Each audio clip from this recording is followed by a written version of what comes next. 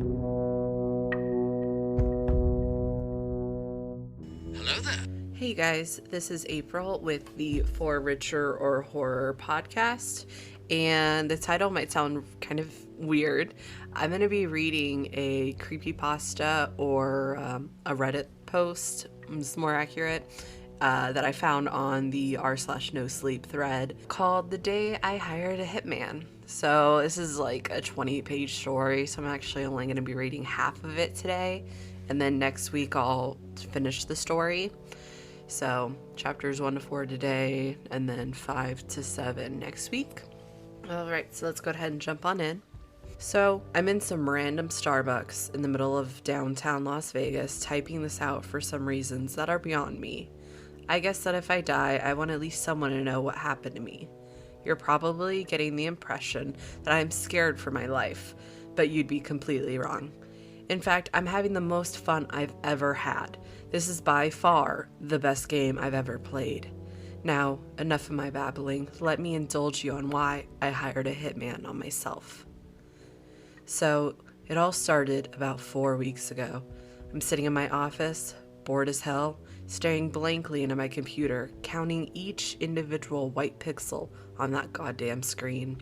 As I'm staring off into space, enjoying the peace and quiet of my own little world, I start thinking to myself, how did I end up this way? My life has boiled down to me sitting in this fucking cubicle for 8 hours a day, eating and sleeping. I sure as hell didn't grow up thinking, boy, I'd like to spend the rest of my life filing acquisitions for some soul-draining corporation. I mean, I make good money, sure, but I don't even feel human anymore. It's like I'm just going through the motions. I have no kids, no girlfriend, no family that actually want anything to do with me. I'm completely alone. I need some adventure in my life, some excitement.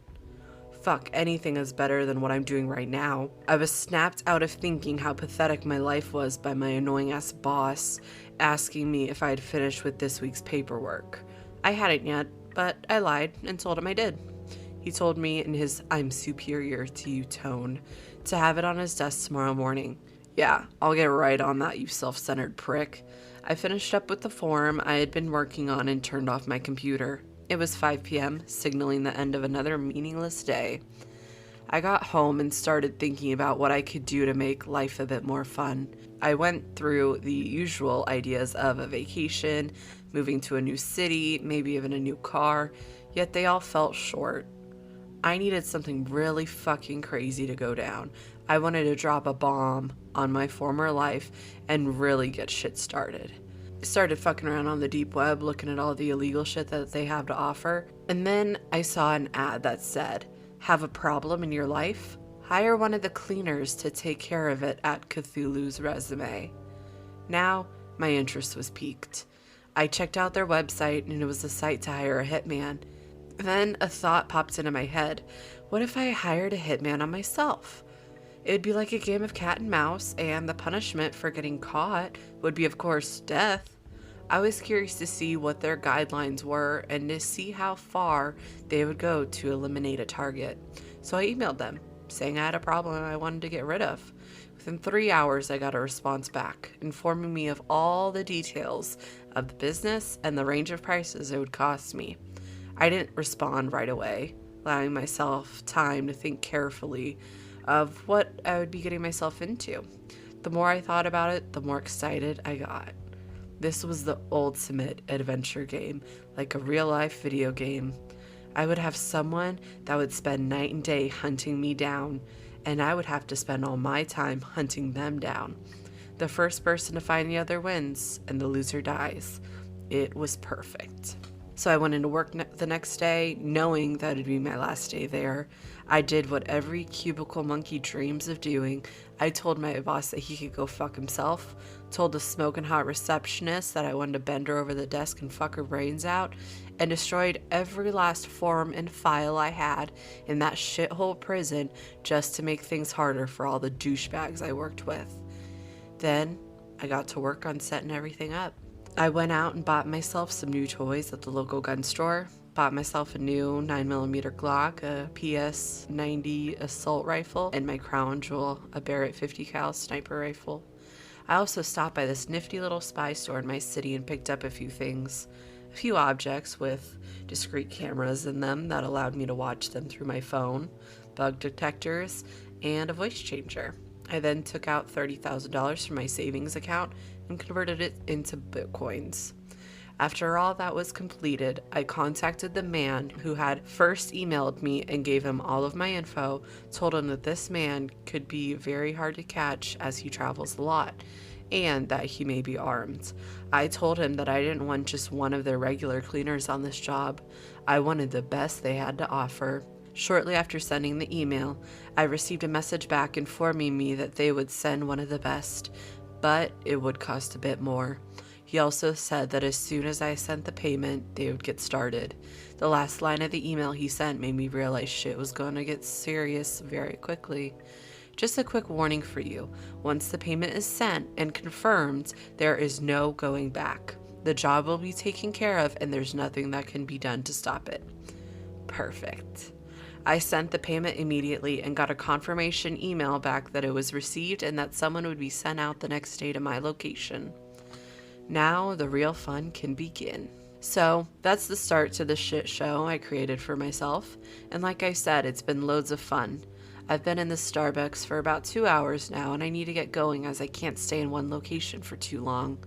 I'll update tomorrow with the rest of my story so far if people are interested. Wish me luck. Chapter 2. I had gotten confirmation that my payment was received and someone would be sent out the next day. I started packing all the belongings in my apartment that I would need as I wouldn't be able to return until after this was all completed. I packed about a month's worth of clothes, all my electronics that I would need, all my guns and spy gear that I bought myself, and a few other miscellaneous items like toothbrush and shampoo. Once everything was packed up, I went over to a friend's house that had an older car for sale that was registered in his name. I asked him if I could trade him cars for reasons I couldn't get into and gave him $2,000 to just keep my car in his backyard and look after it. I figured if this Hitman agency was any good, they'd look at my DMV records and know what kind of car I was driving and my license plate, which would make it a lot easier to find me. He agreed and told me to look after myself and to be careful. So I set out back to my old apartment that night to put all the things I had packed into the trunk and back seat. I also set out a little note on my coffee table in the living room that said, "Tag, you're it," just to fuck with the guy and to give him a little heads up that this wasn't going to be an average hit. What fun would it be if he didn't even know that this was a fun little game? I now have everything I need to go on the hunt and a car that couldn't be traced back to me. Before the day ended, I went to Walmart and picked myself up a prepaid smartphone and then dismantled my old phone so I couldn't be tracked via GPS. Before it got too late, I also stopped by the little spy shop again and picked up a magnetic GPS locator. You know, the kind that Walt and Hank from Breaking Bad put under Gus Fring's car to follow him. After that, I was fully ready to do this. No turning back now. I went back to the area around my apartment at about 11 p.m. and parked about 2/3 to 3/4 of a mile away to wait. No way I could stay the night there and allow that guy to get the drop on me while I was sleeping. I sat on the passenger side of the car to make it look like I was waiting for a friend to come back to the car and to not freak the people out who lived in the apartments I was in front of. They said they'd be sending him out the next day, so I had to sleep in the car and wait for him to arrive. I went to sleep around midnight and woke up around 7 a.m. I took out my nice deer hunting binoculars and waited, and waited, and waited. I finally got hungry enough to convince myself I needed to eat, so I went to a little fast food joint and picked up a few burgers. I went back and parked in the same spot I was before. It was around 5 p.m. at this time, and I figured this guy wasn't going to come during the day, so I fucked around on Reddit for a few hours until it got dark.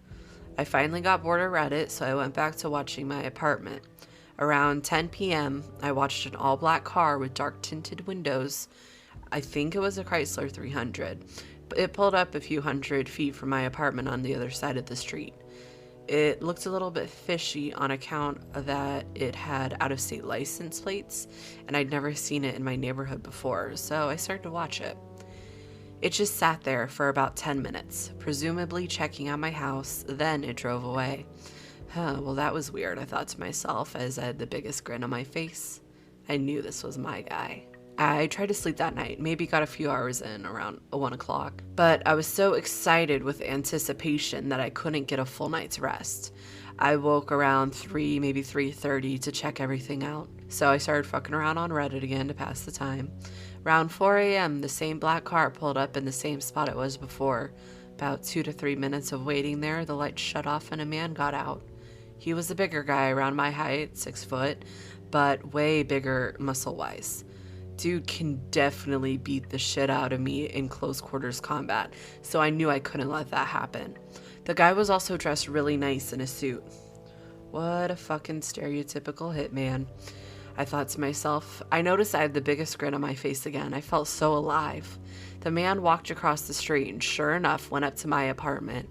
He took a key out of his pocket, put it in the lock, and slammed on it with his small metal brick thing. I knew it was a bump key. He then entered my apartment and shut the door behind him. About 30 seconds after he did that, I used the binoculars to focus on his license plate and wrote down the number. After about 5 minutes, he came out and put something in his pocket. I'm pretty sure it was a gun. He also had something else crumbled up in his other hand. He threw it in the gutter, got back in his car, and drove off. I waited about an hour and went to go see what he threw out. Sure enough, it was the tag you're it note I left for him. I started laughing hysterically and knew this was going to be a lot more fun than I could have ever have hoped. I went back to my car and tried to catch a few hours more of sleep. When I awoke, the sun was already up. It was around 8 a.m. I drove off to another one of my buddy's house who worked for the DMV to get some info from him. He wasn't there, so I went to his work to find him. After about 15 minutes, when he was in between helping people, I walked up to his counter. He was surprised to see me and greeted me with a "What's up, man?" Sat down without saying anything to him and slipped in the piece of paper with the license plate number on it. "What's this?" he asked. I just looked at him and said, "Don't ask questions. I need the info of the person who these plates belong to." "Dude, I can't give that information to you. I can get in a lot of trouble." I pulled about $200 from my wallet and slipped it to him and said, "Please, dude, this is really important. This guy wants to kill me and I need this information. My life depends on it. Here's $200. I know you and your wife have been hurting for money." He looked at me with a really serious look and muttered under his breath, "Fuck, man." He took the money and put it in his pocket, started typing on his computer. He then got up from his chair and told me he'd be right back. About a minute later, he came back with a few sheets of paper. This is everything I got on the guy. I looked at him again with a really serious face and said, "Don't mention this to anyone, even your wife. This guy is really dangerous and I don't need you getting involved. Make sure no one can trace back the fact that you looked up this information." He looked back at me and said, "Okay." As I was getting up to leave, he said, "Take care of yourself, man, and be careful." I told him that I would and that I couldn't thank him enough. I walked back to my car and started studying the piece of paper, and once again had a huge grin on my face. I now have a bunch of this guy's information in my hands, and I know who I was dealing with. I'm not disclosing the man's name due to concerns for myself and his family, so we'll just refer to him as Mike. Mike was 35 years old, was registered to an address in Arizona. Like I thought, it was a black Chrysler 300. Now that I had the info I needed, it was time to stake out my house a bit more. When I got back, it was around 1 p.m., and I parked a bit further away this time. I sat in my car for about another hour, and when 2 p.m. rolled around, I saw the same black 300 roll up, about 2 blocks away from my place again. Further away than the last time, but close enough to watch the place thoroughly. I was only about a mile away from him, and he didn't even know it. Chapter 3. I had just gotten back around the area of my apartment and had seen Mike parked down the street from my apartment. At this point, I was done just watching him trying to watch me all day, so I decided I needed to test his abilities out. I went a few miles away to an old Motel 6. I walked in, and a nice older man was running the front desk. I walked up to him and asked if I could book a room. He said yes, that'd be fine, so I paid with my debit card. I also handed him an envelope and told him if he saw a man wearing a suit about my height asking for anybody to hand this envelope to him. He stuttered a bit, trying to get out that he doesn't do that type of thing, but his attitude changed real quick when I pulled out a $100 bill and handed it to him. "Oh, of course, sir. If he comes in, I'll give it to him."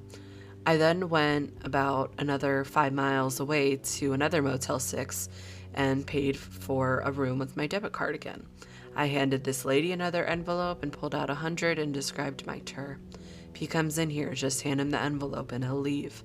She handed me my room key and I left. I then went across the street to a bit nicer motel and booked a room with cash. The room was on the second story and had a clear view of the Motel 6 across the street. You might be wondering what was in the envelopes and why I booked 3 rooms. Well, first off, I needed to see if they were monitoring my bank accounts. And secondly, I wanted to see what his reaction would be when he finally realized that I led him to 2 dead ends. The envelopes were just 2 pieces of paper. The first one said, "Try again," and the second one said, "So close yet so far away."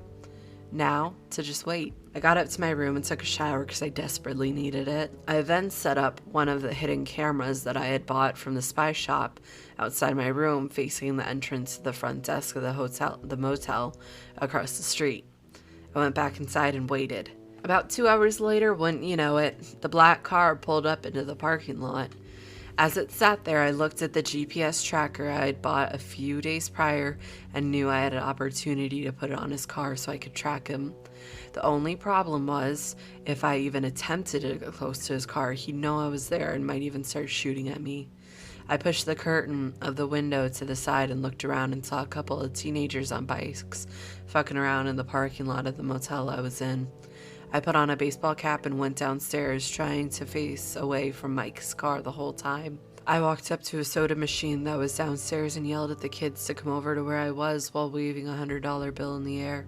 I'm sure those kids would love some cash to fuck around with or buy some pot. After looking at each other, they came over to me and asked what I wanted. I pulled out the GPS locator out of my pocket and told him if they wanted to make a quick buck, all they had to do was wait for the man in the black car across the street to get out, walk into the lobby of the motel, and hide it underneath the bumper somewhere where he wouldn't have a hard time finding it. "How are we supposed to do it without him figuring out what we're doing?" one of them asked. Thought about it real quick and said, "Just ride your bikes behind the car and one of you pretend to fall, then as you're on the ground, stick it underneath." They all looked at each other again and snickered and agreed. I turned it on and handed it to one of them. I then handed the $100 bill to another one of them. As he grabbed it, I held on to it, and he looked at me with a questioning face as to why I wasn't letting go. They all looked back at me, and I looked at each of them dead in the face and said, "If you kids just run off with my GPS tracker locator and my $100, I will find each of you and kill you and your families. I'm not the type of guy you want to fuck with, got it?" Their smiles quickly faded, and they all nodded. "I'll be watching from somewhere to make sure that the job is done. You boys have a nice day." They slowly turned back around and rode off across the street, not knowing what I had just said was just a bluff. I took the back stairwell back up to my room. As I got in to check the camera I had planted, Mike had just gotten out of his car and was walking across the parking lot. Just as he entered to check into the building of the motel, the kids entered the camera's frame. Just as they got near the back of the car, one of the kids fell and I saw he reached his arm underneath the car. He then got up and they rode off. About a minute later, I saw Mike leaving the motel lobby. He opened the envelope, read the paper, and then crumpled it up and threw it on the ground. He then got out his phone and called someone while walking to his car. He got in and left after putting the phone back into his pocket. I had another huge grin on my face, knowing I was slowly winning the game. I got onto my laptop and watched the little red dot slowly go further and further away. About an hour later, I decided to go check on what Mike was up to, hoping to find the location of where he was staying. I drove to the area where the GPS locator was stopped at. I parked about a half mile away and started walking towards his location. It was a little parking lot for a Mexican food restaurant, but as I scanned the parking lot, his car wasn't there. I walked up to the front of the restaurant, could see the entrance. There was a little manila envelope. I walked up to it and opened it. All that was inside was my GPS locator note that said, "Tag, now you're it." My smile and thoughts were cut short as a little hole exploded out of the pillar I was standing by. As I ducked behind the pillar, Another hole was created in the brick wall that was now in front of me. Fuck, he's shooting at me. Where's the sound of the gun, though? I thought quickly. He must have a silencer. Shit. I completely fell for his trap. I'm such a fucking idiot. What the fuck do I do now? I pulled out my 9mm and peeked my head out from the pillar. I couldn't see him. Fuck! I had no choice but to run. He was closing in on me. I ran into the restaurant, went through the kitchen as a whole bunch of Mexicans were yelling at me, and darted out the back door. I ran down the alley that the back door led to, my adrenaline pumping. As I neared the end of the alley, I heard something whiz by me, tearing the side of my shirt. Almost out of the alley, I ducked behind a big metal dumpster. I chambered around, popped out a bit, and shot twice at him. A loud-ass bang bang sound shot as the bullets exited the end of the barrel. Fuck, everyone around is gonna hear that, and this guy has a goddamn silencer, so he doesn't need to worry about that. I needed to get the fuck out of here before the cops showed up. I darted out of the alley, and as I rounded the corner, I heard another bullet strike the brick wall. I looked back and saw a huge chunk taken out of the corner. I ran as fast as I could back to my car, trying my best to make sure he didn't follow me. As I got in and took off, I looked back to see Mike running around the corner, looking around, trying to find me. For a guy his size in a suit, he sure is pretty damn fast. I then hit a red light with a few cars around me, and I could still see him running in my direction, trying to look for me. I could tell he still didn't know what kind of car I was in by the way he was frantically looking around. He kept getting closer and closer until finally he was right beside me on the other side of the street. The only thing that was between us was another car in the left lane. Come the fuck on, light, turn fucking green. I was fucking hysterical at this point. The man that wanted to kill me was about 15 feet away from me, and all he had to do was look hard enough through my tinted windows, and he knew that it was me. He then continued walking and pulled out his phone. Right as he hit the street corner, the light turned green, and I fucking gunned it. As soon as I knew he was away from me, I started laughing louder than I've ever laughed before. I was so close to death, and yet I never felt more alive. This is exactly what I needed, and I already couldn't wait for another encounter. Only next time, it would be on my terms. I got back to my motel room and got upstairs. I sat down on the bed and started thinking about what had just happened and planning my next move. I was such a fucking idiot for falling for that trap. He had to have seen those kids plant that thing, and he had some kind of bug detector like mine that could find planted electronics. I didn't know which one, but I did have a few pieces of valuable information. They were monitoring my bank accounts. He had a silencer and is not afraid to shoot in public. And from what I saw, he's not bad at his job. I had just gotten extremely lucky that I switched cars and he didn't happen to see me. I collapsed on the bed, exhausted as the adrenaline wore off. About 15 minutes had passed as I lay on my bed, contemplating everything, and I got a phone call. I looked at my phone and it was a number that I didn't recognize with a 480 area code. I answered, "Well, hello there. You left so soon we didn't even get to play." "Who is this?" I asked like a dumbass. I knew who it was. "Don't worry about who I am. It's yourself that you need to worry about." I started laughing. "Oh, Mike, my buddy, it's you. I didn't think. How do you know my name?" he snapped. "You shouldn't interrupt people while they're talking, Mike. It's quite rude. As I was saying, I didn't think I needed to worry about myself too much. I'm it now, though, so I'll be seeing you soon," I said. A few minutes of silence followed. It sounded like he was in a car. "You'll be seeing me sooner than you think," and then he hung up. I don't know what he meant by that, but I needed to get the fuck out of this hotel and into a new one.